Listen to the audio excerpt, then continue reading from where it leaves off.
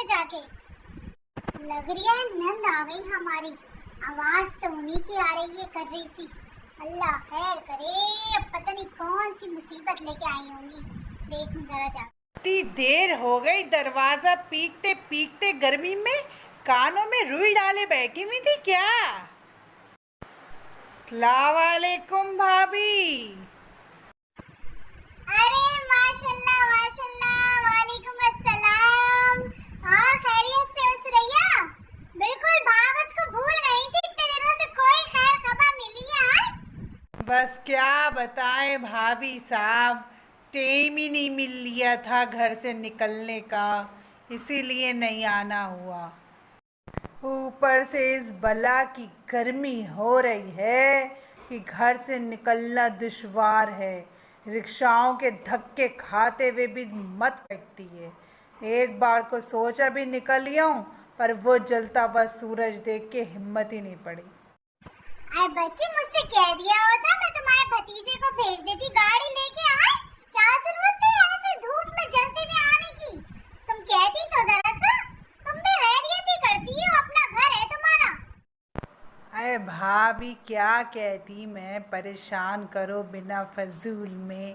वैसे भी किसी को डिस्टर्ब करना मुझे बिल्कुल अच्छा नहीं लगता है। हर आदमी तो इस कदर बिजी है अपने अपने कामों में। अब फुप्पी के लिए किसको फुर्सतें हैं जो दरवाजे पे लेने आए। अब ये चोचलेबाजी माँ बाप के साथ ख़त्म हो गई।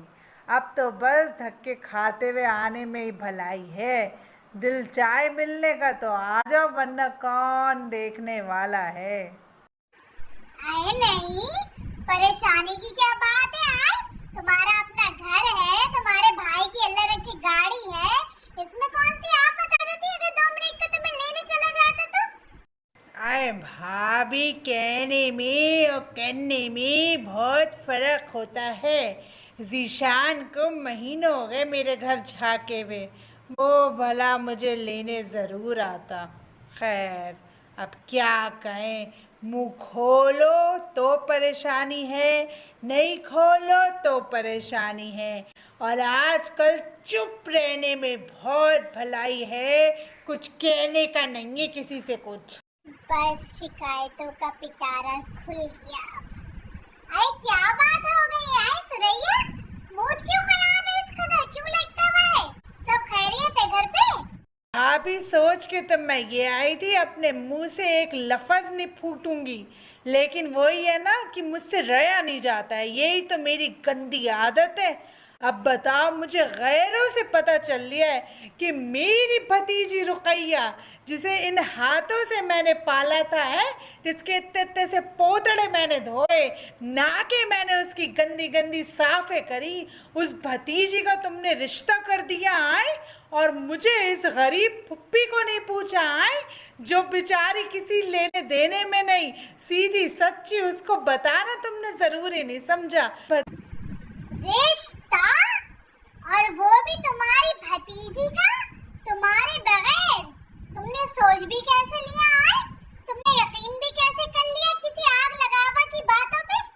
वो तो कल मैं एक वलीमे में गई थी, तो वहाँ किसी औरत ने मुझे बताया, गैर औरत ने, कि मेरी भतीजी का रिश्ता बड़े घर में हो रहा है। आए इतने शानदार घर में, तो मेरे कान खड़े हुए।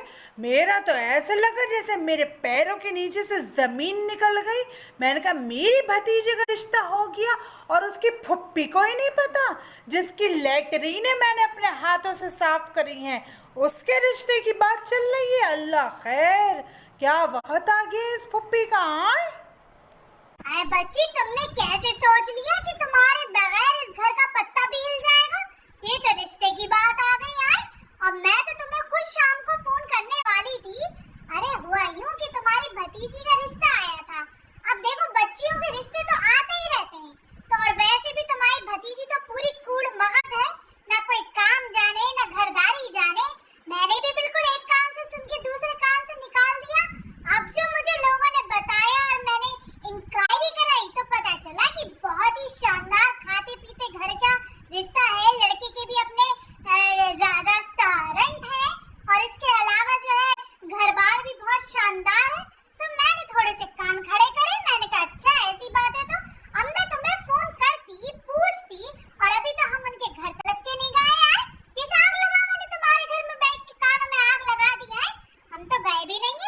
भिन्ना तुमसे खुद पूछती कि कोई वक्त कोई इतवार तुम्हारा फ्री हो तो तुम मुझे बताओ, फिर मैं तुम और तुम्हारे भाई साहब सब मिलके चलेंगे, जरा लड़का देख के आएंगे, घर बार देख कर आएंगे। आए अगर हम रिश्ता कर चुके होते तो क्या अब लड़के को देखने जाती? तुमने ये नहीं सोचा? बस गैरियत वाली बात है, गैरों की आग लगाने में आ जाती है। तुमने कान भरे और अपनी भावच पे तुमने उंगली उठा दी। यही बात तुम मुझसे फोन पे भी पूछ सकती थी। बस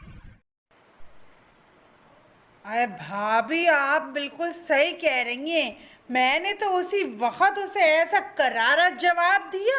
मैंने कहा मेरे भाई और भावज मेरे बिना मेरी भतीजी के लिए रिश्ता देख ले, ऐसा हो ही नहीं सकता।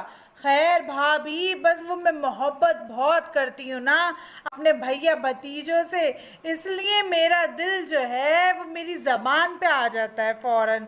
तुम्हें तो पता है मैं कितनी इमो की सजनल हूँ, इसीलिए तो बस मैं ऐसी हूँ भाभी, बस तुम्हारी नंद ऐसी ही है। खैर मुझे माफ़ कर दो मेरी प्यारी भाभी। अरे नहीं, खैर मुझे तो दिल को तकलीफ इसलिए होती है कि हमेशा तुमने यही करा, हमेशा हमारे घर का यही घर रहा है। आसपास वालों ने ऊल जलूल कानों में जहर घोला और तुम आ गई भावज के पास है, और भावज पे तुम्हें कभी यकीन ही नहीं हुआ है। अभी जब मेरे पास आके ना किसी ने ये वाली बात मुझे बताई तो मेरे दिल को धक्का लग गया है। मेरा एकदम बस जिसे कहते हैं दिमाग ना हेपर हो गया। तो बस मेरा मूड खराब हो गया। मेरी प्यारी भाभी, बस मुझे माफ कर दो। अरे तो आदमी को भरोसा होता है, रिश्ते तो भरोसे से चलते नहीं चलते। ये बताओ, ये थोड़ी है किसी ने कुछ कहा आप फौरन जिसे कहते हैं बिल्कुल ही वैसे हो गए जैसे हम जानते ही नहीं है। सालों हो गए आए, मैं तो तुम्हारी भावज कोई आज 2 दिन की तो बनी नहीं हूँ। तुम्हें थोड़ा सा यकीन होना चाहिए था भावज पे। आए और रुकैया तुम्हारी भतीजी है, तुम जब तक लड़के को नहीं देखोगी, फेनालाइज नहीं करोगी, फेना जब हो जाएगा तभी तो होगा सारा काम आगे, तभी तो बात बढ़ेगी। अरे मेरी प्यारी भाभी, मैं तुमसे सारी बोल रही हूँ, है सारी है। अब नहीं होगा ऐसे, मुझे माफ़ कर दो। बस मैं क्या बताऊँ, बस मैं क्यों आ गई इन कमबख्तों की बातों में, समझ नहीं आ रही है। ना भिंडा, सॉरी वारी की कोई बात नहीं है, तुम अपनी जगह बिल्कुल सही हो। भावज ही गैर होती है, गैर खून होती है ना, वो अपनी कितनी कुर्बानियां दे दे, बोटी भी ससुराल वालों को खिला देना, तो वो कभी अपनी नहीं हो सकती। ये किसी ने सच ही कहा है, भावज तो गैर ही रहती है हमेशा। भाभी मैं तुमसे सारी कह रही हूँ, बस अब मैं क्या करूँ, अपना दिल चीर के तुम्हें दिखा दूँ, क्या करूँ, मुझे माफ़ कर दो। आए और बस मैं क्या बोलूँ, बस मेरे पास तो सारे लफ्ज़ ही ख़त्म हो गए। इसको तो ऐसे ही सेट करने का था, शुरू से मुझे ऐसे ही सेट करना चाहिए था। खैर कोई बात नहीं, देर आए दुरुस्त आए। जो हथियार ये इस्तेमाल करती है ना, इसी से इस पर निशाना साधना।